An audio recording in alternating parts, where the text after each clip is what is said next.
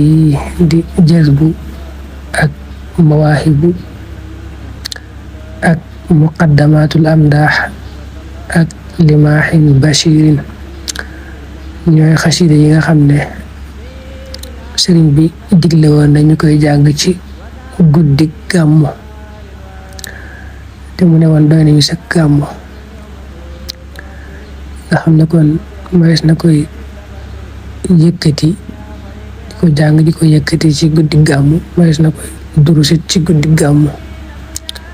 jazbul qulub mawaahibun naafi' muqaddamatul amdaax ak limaaxin bashirin sëriñ bi ne woon jazbu mawaahibu ak muqaddamaat ñooy ay fasam yi nga xam ne ku leen war te wàccu leen daañu la cëppeel aljanna ne woon ku dégg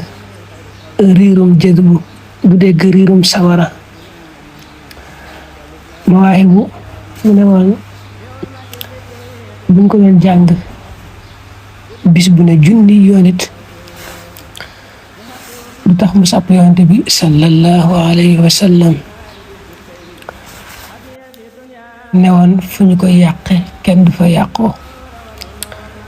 muqaddamaat nag mu ne fukki buntu la ak juróom benn buntu bu ci nekk fukki bayit la ak ñaar te way bu nekk nag mel ne jaamu yàlla ak at